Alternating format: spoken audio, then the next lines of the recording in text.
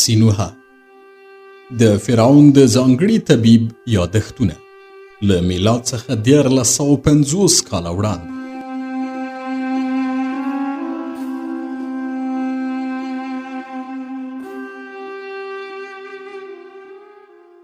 نه څلوېښتم څپرکی د غزې د بوږنوونکي مقاومت بیان.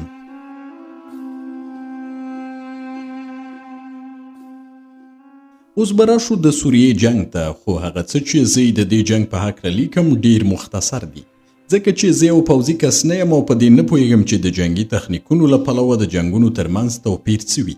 زما له نظره ټول جنگونه یو شان دي، ځکه چې په ټولو جګړو کې ښارونه ورانیږي، کورونه سوځول کیږي، خلک وژل کیږي او د ښځو ماشومانو کړیکې او ساندې د سړي زړه دردوي. له دې کبله چې دغه منظرې په ټولو جنگونو کې تکراریږي، نو که وغواړم د سوریې د جنگ په هکله پوره معلومات درکړم، د دغه 3 کلن جنگ په هکله به زما خبرې ډېرې ستومانوونکې شي. یوازې دومره وایم چې د سوریې ډیر کلي وران شول، د دې لپاره چې میوه یې په اسانه وخوړی شي. په باغونو کې میوه لرونکي ونې غوڅې کړې او په لویو ښارونو کې د خلکو نفوس لږ شو. کله چې هورمهب سوریې ته ننوت، دوکه یې وکړه. د دغه پیښې یادول اړین دي. هغه چې کله سوریې ته ننوت، عسکر یې آزاد پرېښودل چې په کلیو کې د خلکو شیان لوټ کړي او ښځې یې اسیرانې کړي. دغه کار یې د دې لپاره وکړ چې عسکر فکر وکړي په سوریه کې ډیر څه ترلاسه کړل او ډیره ساتیري وکړه. خو له دې وروسته چې عسکرو تر یوه حده ساتیري وکړه، هورمهب د هغو مخه ونیوله او نیغ په نیغه د غزې پر لور لاړ. هورمهب چې غزې ته نږدې شو، ژمی راورسېده او کله چې دهاتي عسکرو ولیدل چې هورمهب نیت لري غزې ته ننوځي، نو په بیړه یې خپل پوځیان د دې ښار په شاوخوا کې ډیر کړل چې د هورمهب مخه ونیسي. دهاتي پوځ په دې پوهېده چې د غزې په مخ کې یوه لویه دښته ده او په اسانه د جنګي ګاډیو په وسیله د مصر ځواکونه ختمولی شي. د ژمي له امله دهاتي عسکر مجبور شول د خپلو اسیرانو د مړولو لپاره وچ واښه د سوریې له سوداګرو واخلي. کله چې هغوی اسونو ته دغه خواړه ورکړل، اسونه یې ناروغ شول، خوشایي یې شنه او نري شول. ډیر اسونه مړه شول او دهاتي ګاډی او د سوریې یعنی د سوریې د پاچا زیرو پوځ بې اسونو شو. له همدې کبله هاتي او ازیرو ونه کړای شول چې له خپلو ګاډیو څخه د هورمهب د مخنیوي لپاره کار واخلي. له دې کبله چې هورمهب د ګاډیو له پلوه تر هغوی برلاسه و، خو ډیر ژر یې د هغوی ګاډۍ له منځه یوړې. بیا یې پلیو ځواکونو ته مخه کړه او غزې ته څیرمه یې د هاتي او سوریې پلي ځواکونه هم مات کړل. په دې سیمه کې د هاتي، سوریې او مصر دومره عسکر مړه شول چې تر دې وروسته دغه ټاټوبی د هډوکو په دښتې مشهور شو. کله چې د هاتي او سوریې پوځ د غزې په وړاندې ماتې وخوړه او هورمهب د هغوی اډه چور تالان کړه، نو امر یې وکړ چې د نوموړې اډې خوراکي ګودامونه وسوځوي چې آسونه یې ونه خوري. په دې وخت کې زه پوه شوم چې د هاتي د پوځ د آسونو واښه هغه زهرجن کړي ول.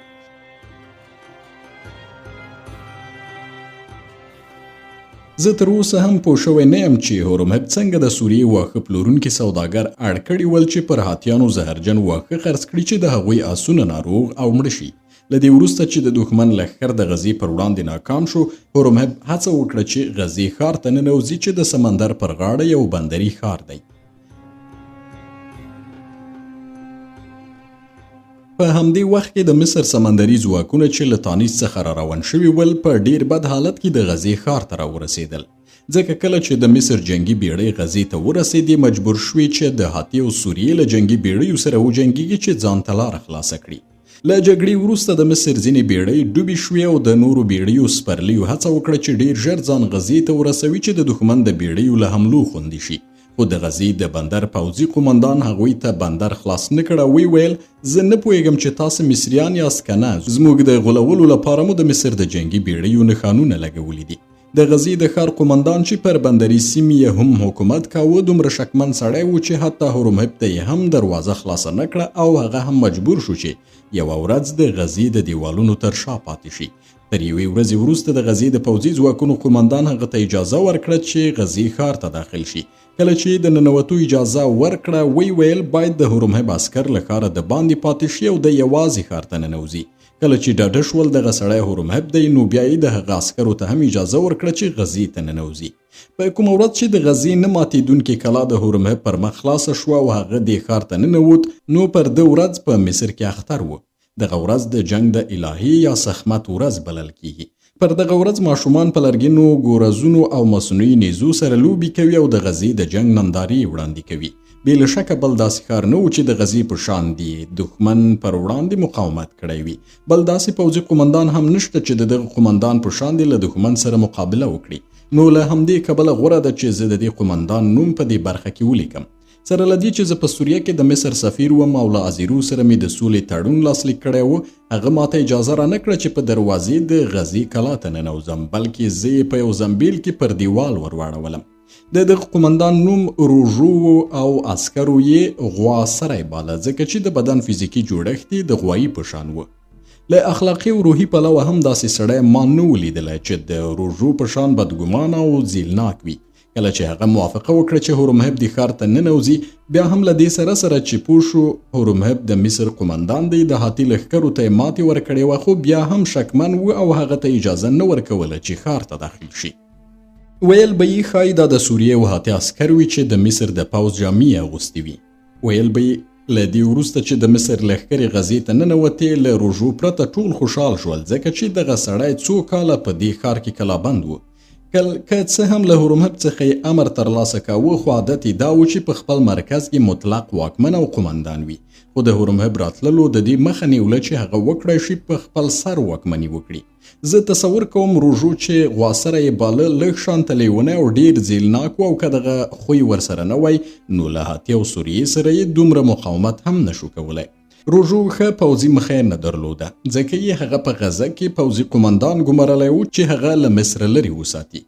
په دې ډول به د هغه له جیلونو او شکایتونو په قرار شي، ځکه چې غزه داسې ځای و چې کله به یې څوک له مصر لرې کول او یا به یې سزا ورکوله، هغه به یې غزې ته لیږه. خو له دې وروسته چې ازیرو په سوریه کې بلوا وکړه او غزې مقاومت وکړ، څرګنده شوه چې روژو یو تکړه پوځي کس دی او په دې کې شک هم نشته چې که غزې لوړ او کلک دیوال نه درلود، روژو هم هلته مقاومت نشو کولی. د غزې دیوالونه یې په لویو ډبرو جوړ کړي ول. ویل به یې دغه کلا په پخوا زمانو کې دیوانو جوړه کړې ده. د هاتي عسکرو هره کلا ډېر ژر نیوله او بیا به یې ورانوله، مګر په دې کلا کې ناکام شول. د هاتي لښکر پوځي مهارتونه درلودل. د هرې کلا تر برج لاندې به یې کنده ویسته او په دې ډول به یې دغه برج وران کړ. تر دې وړاندې چې د غزې کلابندي پیل شي، دلته غزې 2 ښارونه درلودل. یو یې پخوانی ښار و چې په کلا کې دننه ودان شوی و، او بل یې نوی ښار و چې له دیوالونو د باندې جوړ شوی و.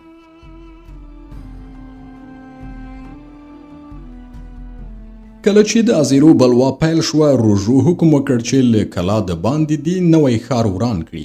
هغه د پوځي مصلحت پر اساس دغه ښار وران نه کړ، ځکه چې په هغه وخت کې له ازیرو و د غزې د نیولو تابع نه و کړې، بلکې یوازې د دې لپاره یې دغه ښار وران کړی و چې له خپلو سلاکارانو سره مخالفت وکړي.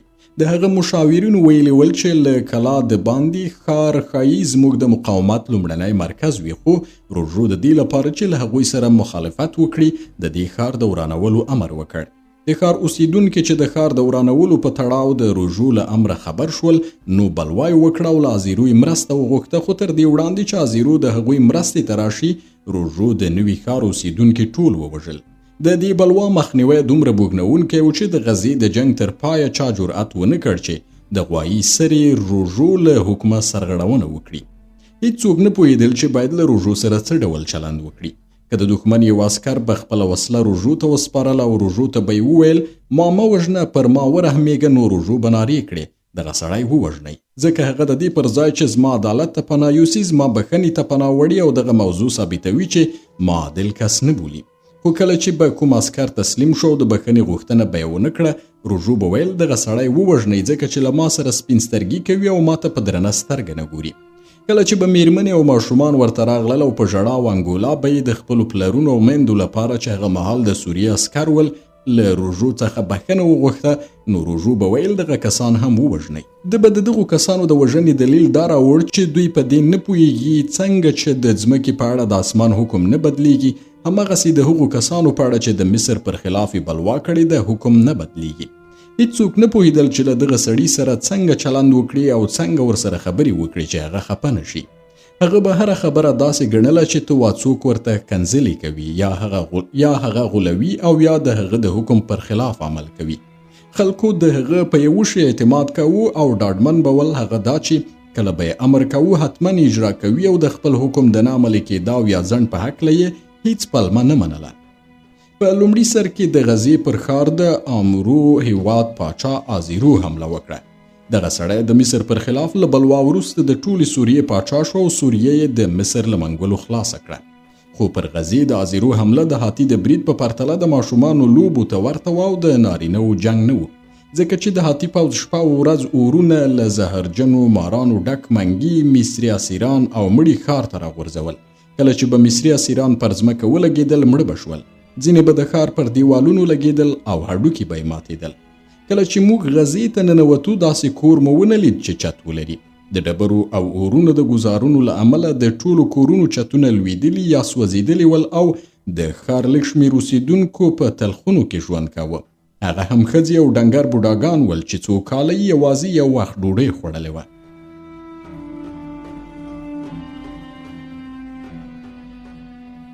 روژو د کلابندۍ له پیله ټول نارینه او ماشومان د لوېدلي دیوال پر جوړېدا ګمارلي ول او په لسو نارینه او ماشومانو کې 9 تنه ووژل شول. کله چې د ښار ژوندیو خلکو ولیدل د دې پر ځای چې خوشحال شي ښکنځلې یې کولې او پر سرونو یې خاورې بادولې.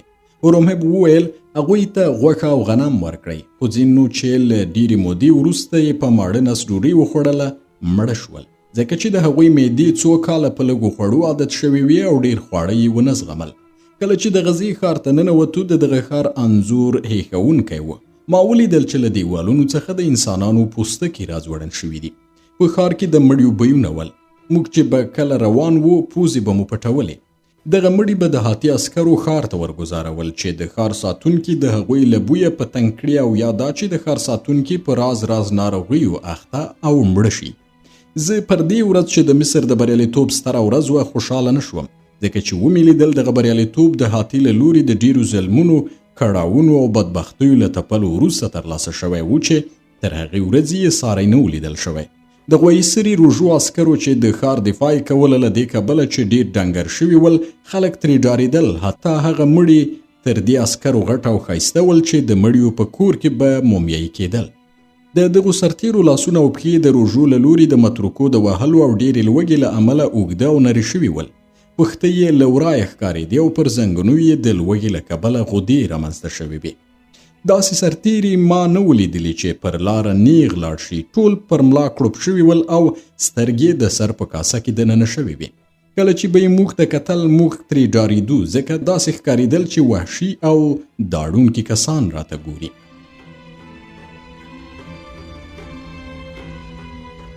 کله چې هورمهب ولید په ډنګرو او ناتوانه لاسونو یې خپلې نیزې پورته کړې او زګیروي ته ورته کړیکې وکړې، ویل یې مقاومت وکړئ.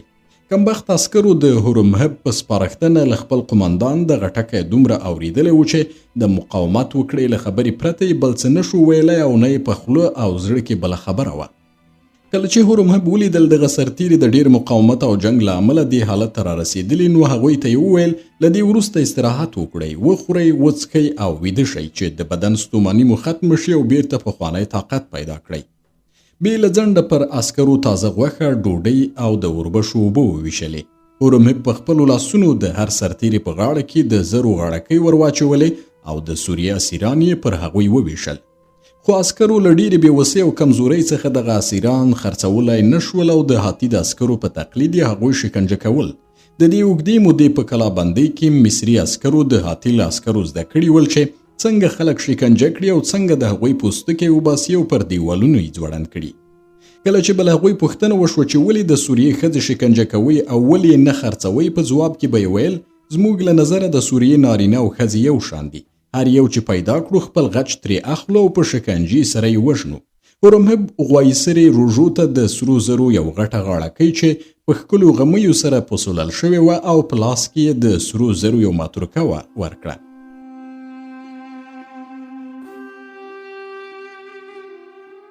هورمهب هغو مصري عسکرو ته چې له ده سره غزې ته راغلي ول وویل د غوایسري روژو په ویاړ چغې ووهئ. ټولو په شور و زوږ نارې کړې، ځکه کله چې ښار ته ننوتل پوه شول چې دې سړي د ښار د ساتلو لپاره څومره زیار ګاللی او څومره سرښندنه یې کړې ده. له دې وروسته چې د عسکرو نارې ختمې شوې، روژو هورمهب ته وویل آیا ته فکر کوي چې زه آس یم چې غاړکۍ دې په غاړه کې راواچوله او دغه متروکه دې په لاس کې راکړه؟ بیا یې پوښتنه وکړه آیا دا خالصه طلا ده که سوریانۍ طلا ده؟ ځکه چې سوریاني سره زر په 10 کې 9 برخې مس لري. هورمهب دې خبرې ته حیران نشو ځکه چې پوهیده چې دغه سړي اخلاق او خوی څه ډول دی. نو هغه ته یې ډاډ ورکړ چې دغه متروکه له سوچه مصري طلا څخه جوړه شوې ده. غویسري په ډېرې غوسې سره هورمهب ته وویل خپل عسکر له دې ښاره وباسه ځکه چې هغوی شور ماشور کوي او ما خوب ته نه پرېږدي. ما د غزې د کلابندۍ په وخت له دې سره چې د تورو نیزو د ډبرو د لګېدا او د اورونو د بلېدا غږونه اوریدل خو بیا به مې هم آرام خوب کاوه مګر اوس مې ستا د عسکرو د شور ماشور له امله خوب ګډوډ شوی دی. که ته خپل عسکر له دې ښاره ونه باسې او هغوی زما خوب نور هم خراب کړي نو مجبور یم چې خپلو عسکرو ته امر وکړم چې ستا ټول سرتیري ووژني. وایسري سمه خبره کوله. هغه سړی چې څو کاله شپه او ورځ په جنګ کې آرام ویده کیږي اوس نشي ویده کېدی. په تیره بیا دا چې شپه او ورځ د پوځي وسایلو د جمع کولو او حساب په فکرونو کې وي. یوه ورځ هورمهب ته راغی او دا ځل یې په ډېرې خاکسارۍ ورته وویل هورمهبه ته د مصري پوځ قمندان او زما مشر یې له تا څخه غواړم چې ما ته سزا راکړې ځکه چې زه د سزا لیاقت لرم. هورمهب وویل ولې ته د سزا وړ یې؟ وایسري ورته وویل د دې لپاره چې هغه پوځي وسایل او تجهیزات چې تا ما ته راکړي ول او باید د هغوی حساب کتاب بیرته فرعون ته ورکړم نه پوهیږم چې څه کړي مې دي. که زما پاپیروسونه موجود وای زه پوهیدم چې دغه شیان مې څه کړي دي خو پاپیروسونه د اور په لمبو کې سوځېدلي دي او له هغه وخته چې زه نشم ویدېدلی خپله حافظه مې له لاسه ورکړې ده. زه دومره پوهیږم چې د هغو ټولو شیانو حساب کتاب چې ما ته سپارل شوی و منظم دی خو یوازې په دې نه پوهیږم چې د خرو هغه 1500 کتې یا ځل چې په ډیپو کې وي څه شوي دي. زه په دې پوهیږم چې له دغو کتو یعنې ځلونو مو استفاده نه وه کړې ځکه چې موږ له لوږې ټول خره خوړلي دي او کوم خر راپاتې نشو چې کته پرې واچوو. نو ای هورمهبه د دغې بې پروایۍ له امله ماته د ټولو عسکرو په مخ کې په متروکو سزا راکړه چې پوه شم د فرعون مخې ته نشم تللی ځکه هغه پوځي شیان مې ورک کړي چې ماته سپارل شوي ول.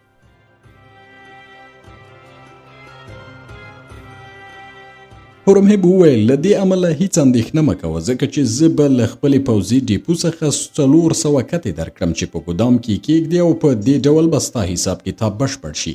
خو غوایسري ونه منله او ویل ته غواړې ما وغولوي او غواړې د خپلو خرو کتې راکړي چې بیا وروسته د فرعون په وړاندې په اسانه ما تورن کړي او ورته ووایي چې ما پوځي شیان اختلاس کړي دي. زه به دغه کار ونه کړم او ستا دوکه به ونه خورم او په دې هم پوهیږم چې ته له ما سره حسادت کوې غواړې د غزې حاکم شي او زما ځای ونیسي.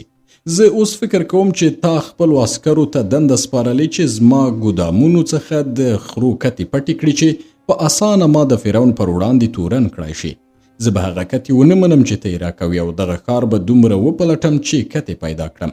دغو خبرو هورمهب اندېښمن کړ ځکه دغه سړی بیخي لیونی شوی دی او ویل روژو غوره دا ده چې ته د استراحت لپاره مصر ته لاړ شي. زه احساس کوم چې د دې ښار اوږدې کلابندۍ او هغو زیارونو چې تا دلته ایستلي دي ته ډېر ستومانه کړی یې. خو روژو ورته وویل زما ښځه د دې ښار کلا او 4 برجونه یې زما بچیان دي او زه به له دې ځایه لاړ نشم. که دغه کتې مې پیدا نه کړې په خپل لاس به د خپلې میرمنې او بچیانو سرونه له تنه جلا کړم. له هغه وروسته روژو د هورمهب له خبرتیا پرته خپلو عسکرو ته امر وکړ چې د پوځي ګودامونو منشي چې یو زړور کس و او څو کاله یې د دښمن پر وړاندې مقاومت کړی و په دار وځړوي. کله چې هورمهب له دې کیسې خبر شو ویل بې له شکه دغه سړی لیونی شوی دی او امر یې وکړ چې هغه په یوه کوټه کې بند او وڅاري او د باندې د وتلو اجازه ورنه کړي. ما ته یې وویل ورشه هغه معاینه کړه وګوره چې څنګه یې معالجه کولی شي. زه لاړم او روژو مې معاینه کړ. بیرته چې راستون شوم هورمهب ته مې وویل د هغو بخارونو له امله چې د ده په سر کې راټول شوي هغه لیونی شوی دی او د هغه د معالجې لپاره مې 2 وسیلې په نظر کې شته. لومړی دا چې ته له خپلو عسکرو سره له ښاره ووځې او غزه هغه ته پرېږده چې هغه په یوازې سر په دې ښار کې حکومت وکړي. هورمهب وویل زه تر هغه له غزې نشم تللی چې له مصر مرستندویه ځواک راونه رسیږي. بیا به په سوریې برید وکړم ځکه د مرستندویه ځواکونو له راتګ مخکې که زه له دې ځایه لاړ شم سمدستي به ماتې وخورم او زما د لښکرو د ساتلو امنیت یوازینۍ وسیله د غزې کلا ده. ومې ویل اوس چې له دې ښاره نشئ تللی د غویسري د معالجې لپاره بله چاره نه لرم مګر دا چې سر یې سوری کړو چې له سره یې بخارونه ووځي. هورمهب په دې پوهېده چې د سر د کوپړۍ سوری کول خطرناک کار دی نو زما له وړاندیز سره موافقه ونه کړه. وی ویل زه هغه سړی د سرسوري کولو له خاطرې سره نشم مخامخ کولی چې د مصر د دفاع لپاره یې سرښندنه کړې وي. پر دې سربیره کېدای شي دا تور هم راپورې شي چې د هغه له زړورتیا او مېړانې سره مې بخیلي کړې ده او د هغه د وژلو زمینه مې برابره کړې ده. زه له یو شمېر آرام بخونکو درملو او 2 تنو مضبوطو کسانو سره د هغه کوټې ته ورغلم. دغو کسانو ته مې وویل چې هغه په یوه کټ کې کلک وتړي چې درمل پرې وخورم. دغو کسانو غوی سره په یوه کټ کې وتاړه او ما په یوه قیف سره د هغه په ستوني کې درمل ورتوی کړل. له هغه وروسته مسکن درمل چې لږ نشهیي مواد هم پکې ول هغه ته ورکړل. کله چې د غوی سري معدې ته درمل ورسېدل ورو ورو یې اغیز وکړ. پوه شوم چې لږ ارامه شو. ما ته یې وویل دغه شغال هورمهب چې له صحرا د غزې بندر ته راغلی دی زما فکر یې داسې خراب کړی دی چې هر څه راڅخه هیر شوي دي. داسې مې هیر کړي دي چې د هورمهب تر راتګه یوه ورځ مخکې مې د سوریې یو خطرناک جاسوس نیولی او د کلا په برج کې مې بند کړی دی. ما نیت درلود چې په دار یې کړم، خو د هورمهب د راتګ او د هغه د عسکرو د راتګ له امله زما پریشانۍ د دې مخه ونیوله چې زه دغه جاسوس ختم کړم. خو دا چې دغه سړی ډېر چالاک دی نو فکر کوم د خرو کتې هم هغه پټې کړي دي. لاړ شه او هغه ما ته راوله چې زه ترې پوښتنې ګرویږنې وکړم، پوه شم چې کتې یې څه کړي او چیرته یې پټې کړي دي. له دې وروسته چې د هغوی له پټنځایه خبر شم نو اسوده به شم او په آرام به ویده شم. ما په سر کې فکر وکړ چې غوایي سره یې چټیات وایي، خو هغه داسې ټینګار کوو چې زه مجبور شوم په برج کې د کلا زندان ته ورشم او هغه جاسوس ووینم. له دې وروسته چې د برج پر لور لاړم معلومه شوه چې جاسوس د جیل په ښکتنۍ پوړ کې دی. دغه ځای ډیر تیاره دی او جیل ته د ورتګ لپاره باید مشالونه ولګوو. یو مشال مې روښانه کړ او دغه جیل ته د ننوتو تکل مې وکړ. په دې وخت کې متوجه شوم چې د جیل ساتونکی ړوند دی. هغه ته مې وویل زه راغلی یم چې د سوریې هغه جاسوس ووینم چې د هورمهب له راتګه یوه ورځ مخکې نیول شوی دی. زه غواړم دی له زندانه راوباسم او غوایي سري ته یې ورولم. خو ړوند بوډا د مصر د 10 خدایانو نومونه واخیستل او په هر یو یې قسم وخوړ چې په دې جیل کې ژوندی بندي نشته. ځکه کله چې به بندي ونیول شو لومړی به یې د معلوماتو د ترلاسه کولو په خاطر او دا چې ولې او څنګه دلته راغلی او کوم ډول خبرونه غواړي شکنجه کاوه. بیا به یې په جیل کې په ځنځیرونو وتاړه او په خپل حال به یې پرېښود چې له لوږې مړ شي او مړی یې د جیل د ویرونکو مږو خوراک شي، ځکه چې بندیانو ته د ډوډۍ ورکولو لپاره هیڅ شی هم نه پیدا کېدل.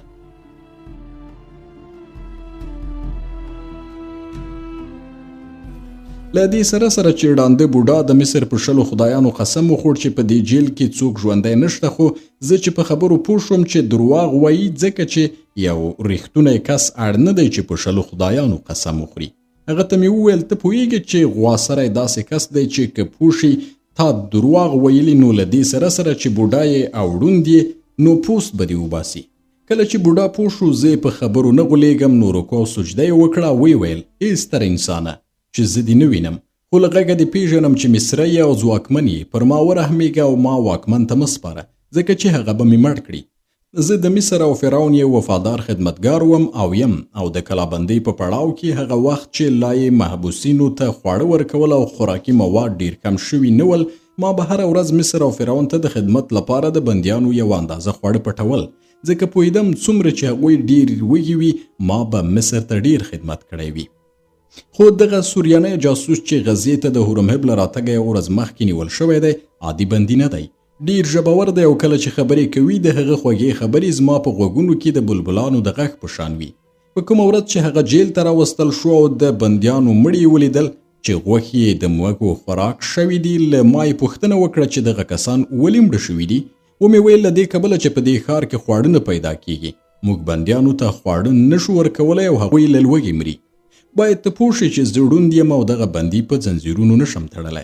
تل چې بندي جیل ته راځي نور کسان یې په مسي ځنځیرونو تړي او بیرته ځي، خو له دې وروسته چې بندي په ځنځیرونو وتړل شي زه د جیل ساتنه کولی شم. کله چې دغه جاسوس راوستل شو همدا کار یې ورسره وکړ. په پیل کې نور کسان راغلل او هغه په ځنځیرونو وتړه، او کله چې هغوی لاړل بندي له ما څخه د بندیانو د مرګ د علت په هکله پوښتنه وکړه. د بندیانو د مرګ په اړه هغه زما ځواب واورید نو ما ته یې وویل که ما ته خواړه او اوبه راکړې چې زه له لوږې مړ نه شم او پیاوړی پاتې شم نو زه به دې ښار ته د هورمهب د راتګ په وخت کې دومره سره او سپین زر درکړم چې په سوریه کې هیڅ شتمن کس دومره زر ونه لري. کله چې ما دغه ژمنه ترې واورېده پوه شوم چې رښتیا وایي او په خپله واده به عمل وکړي. هغه به ویل پر دې سربیره چې زه به دومره سره و سپین درکړم چې لیږدول به یې درته سخت وي، ستا د سترګو معالجه به هم وکړم، ځکه چې زه یو ډاکټر هم پیژنم چې د سترګو د ناروغیو په شمول د ډیرو نورو ناروغیو په معالجه کې مشهور دی. بندي راته وویل زما دغه سترګه چې ته یې ګورې همغه ډاکټر رغولې ده او له دې وروسته چې هورمهب دې ښار ته راننوت ته به هم شتمن شي او هم به دې سترګې رڼې شي. د ځان لپاره به کور جوړ کړې، په خپل کور کې به 10 نوکران وساتي او په شواروز کې به 10 ځله د غاز غوښه خوري.